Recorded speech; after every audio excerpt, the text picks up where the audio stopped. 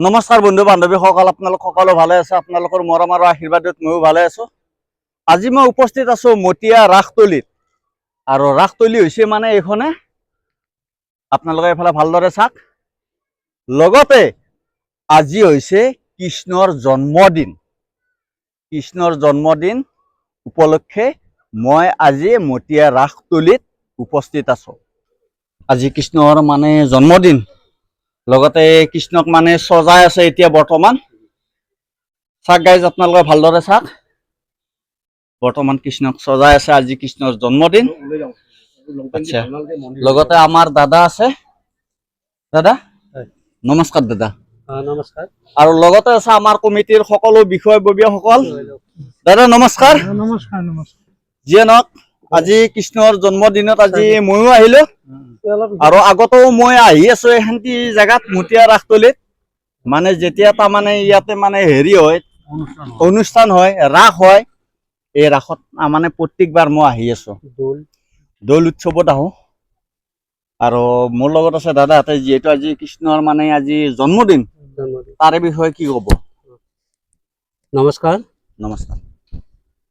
মই কৃষ্ণৰ জন্মাষ্টমী উপলক্ষে কি ক'ম, আমাৰ এই মতিয়া পাহাৰত আজি কেইবা বছৰো ধৰি এই মতিয়াত আমি ৰাস কৰি আহিছিলোঁ। এই ৰাসত আমাৰ মানে স্থায়ী ভূমি নাছিলে। তাৰপিছত আমাৰ কমিটিৰ জোৰত স্থায়ী ভূমি হ'ল। হোৱাৰ পিছত আমি দৌল উৎসৱটো পালন কৰি আহিছোঁ।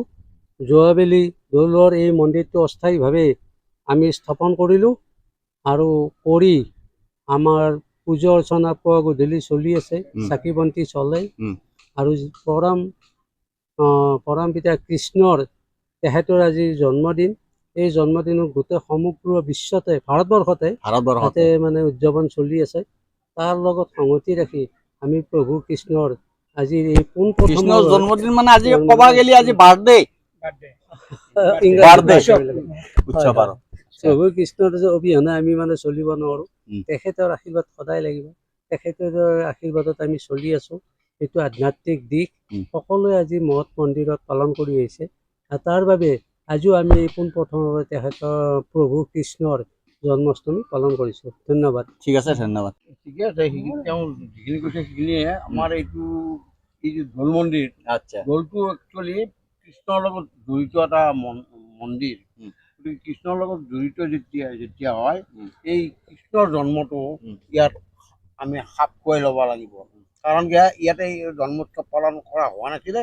যিহেতু আমাৰ দৌল মন্দিৰটো হৈছে, গতিকে দৌল মন্দিৰত কৃষ্ণৰ জন্মোৎসৱটো আমাৰ পতা হ'ব বুলি যুগুত বুলি ভাবি আমি এইটো অনুচুপীয়াকৈ আৰম্ভ কৰিছোঁ। এইবাৰ নতুনকৈ আৰম্ভ কৰিছোঁ। এইখিনিতে ৰাইজৰ সহায় সহযোগ আৰু ইয়াৰ প্ৰতি যিটো আনুগত্য, যিটো আধ্যাত্মিকভাৱে তেওঁলোকৰ যিটো ইচ্ছা, তেওঁলোকৰ যিটো আকাংক্ষা, ইয়াত আহি সকলোৱে পূৰণ কৰাৰ কামনা কৰি মই মোৰ বক্তব্য। ঠিক আছে দাদা, ধন্যবাদ। এইফালে আপুনি যিহেতু মানে এই অনুষ্ঠানখনত মানে লাগি ভাগি থাকে, আপুনি ক'বনে? আজি কৃষ্ণৰ জন্ম উৎসৱ, তাৰ মানে হ'ল কৃষ্ণৰ আজি জন্মবাৰ্ষিকী। গতিকে জন্মবাৰ্ষিকী হিচাপে আমি এই উৎসৱটো কৃষ্ণৰ লগত সংগতি ৰাখি সমূহ ৰাইজৰ সহায় সহযোগিতা আৰু আধ্যাত্মিকতা চেতনাত তেওঁৰ আশীৰ্বাদ লোৱাৰ বাবে ৰাইজৰ সুমংগল বিচাৰি কামনা কৰি আমি এই অনুষ্ঠানটো আজি ইয়াতে পালন কৰিম বুলি আমি ভাবিছোঁ। ঠিক আছে দাদা, ধন্যবাদ। এই জন্ম উপলক্ষে সমবেত হোৱা আমাৰ ভক্তপ্ৰাণ ৰাইজ, আমি আমাৰ এই কৃষ্ণ মন্দিৰটো আমি নিৰ্মাণ কৰিছোঁ। তাৰ লগতে আমি দৌল মন্দিৰ এটা নিৰ্মাণ কৰিলোঁ যোৱা বছৰ। কৰি আমি দৌল উৎসৱ আমি পালন কৰিছোঁ।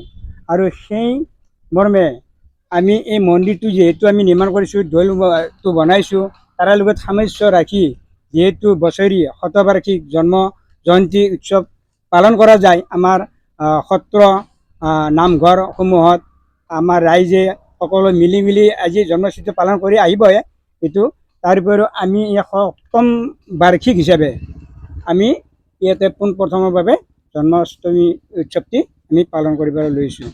ঠিক আছে দাদা, ধন্যবাদ। গাইজ এইফালে চাওক, আমাৰ বাইদেউহঁতে মানে ইয়াতে মানে নাৰিকল কাটি আছে, আপেল কাটি আছে। আচ্ছা চাওক গাইজ, অ বাইদেউ আপুনি কি নাৰিকল কাটি আছে? আৰু এইফালে আপেল। চাওক গাইজ, বাইদেউ আপুনি কি নাচপতি কাটি আছে? আচ্ছা, যে নহওক আপোনালোকে মোক চিনি পাইছে নে নাই? চিনি পোৱা নাই? পাইছে? আপুনি পাইছে নে না মোক চিনি? কিয় নাপাম? আচ্ছা, কাৰণ কবা গেলি ইয়াতে মোৰ ভাত ঘৰ, ইয়াতে আহিয়ে থাকো। আপুনি দেখোন আমাৰ চোতালত কৰিছে যোৱাবাৰ। কিমান ভাল লাগে আপোনালোকৰ এইখিনি জেগাত আহি পেলাই। আজি কৃষ্ণৰ জন্মদিন বুলি গম পায়ে দাউছো মোটেক গেলি, ৰাসতলিক গেলি। ঠিকে আছে, আচ্ছা, খানা পিনাও চলিব ইয়াত, খানা পিনাও চলিব না? পায়স পায়সো চলিব।